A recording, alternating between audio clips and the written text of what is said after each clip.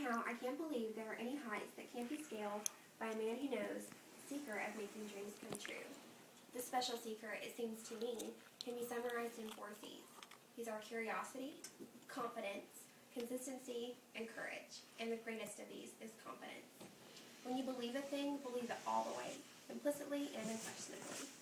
How many of our childhoods were filled with the magic and wonder of cartoons like Mickey Mouse, Donald Duck, and of course Goofy? Without the brilliance, determination, and innovation of one man, our childhoods might not have been so filled with the magic that Disney brought us and continues to bring even in his death. Let us catch a glimpse into the world and imagination of one of the world's most innovative and imaginative men by exploring his early childhood dreams and ambitions and the road he pioneered that eventually led generation after generation into the world of Walt Disney. Walt showed a love and passion for life and arts at an early age. At age 7, Walt began selling his cartoons to his neighbors. In high school, Walt chose to focus on drawing, photography, and the school paper.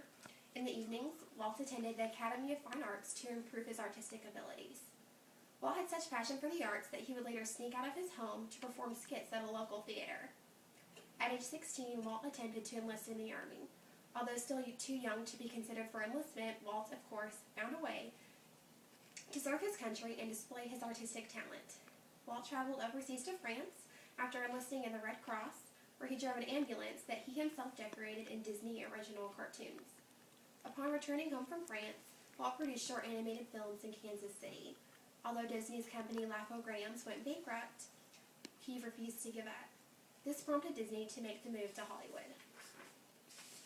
Alice in Cartoonland, also known as the Alice Comedies, proved to be a foot in the door into Hollywood for Walt Disney. Disney created a silent cartoon entitled Plain Crazy, but was beat to the punch by the introduction of sound and motion pictures. This proved to be a lucky break for Disney, as it prompted Mickey Mouse's introduction into the world in Steamboat Willie in November 1928. Disney Studio won its first Academy Award in 1932 for his work entitled Flowers and Trees. Disney was able to obtain the patent for Technicolor while producing his Silly Symphonies cartoon features, and was able to be the only producer of cartoons in color for 2 years. 5 years later, in 1937, an American classic was introduced in Snow White and the Seven Dwarfs. This was the first full-length animated musical ever produced. Over the next 5 years, Disney Studios continued to produce more full-length animated films, including Bambi, Pinocchio, Fantasia, and Dumbo. Perhaps one of Disney's most notable and recognizable achievements came in 1955 with the opening of his $17 million Magic Kingdom. According to Just Disney, not only has the park increased its investment tenfold, but by the beginning of the second quarter century, it entertained more than 200 million guests, including presidents, kings and queens, and royalty from all over the globe. In 1954, Disney entered the world of television, producing classics like the well-known Mickey Mouse Club.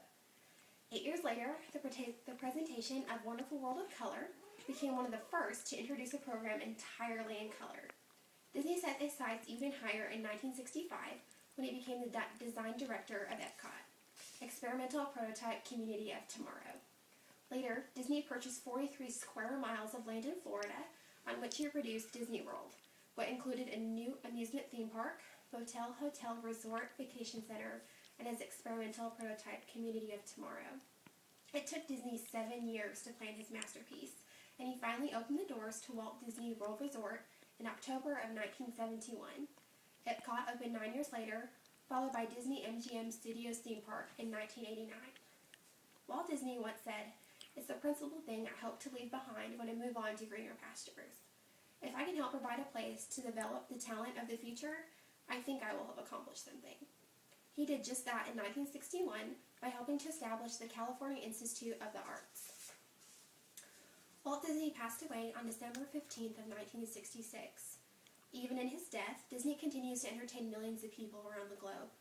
His determination, imagination, sheer talent, and passion for life truly left a mark in our world.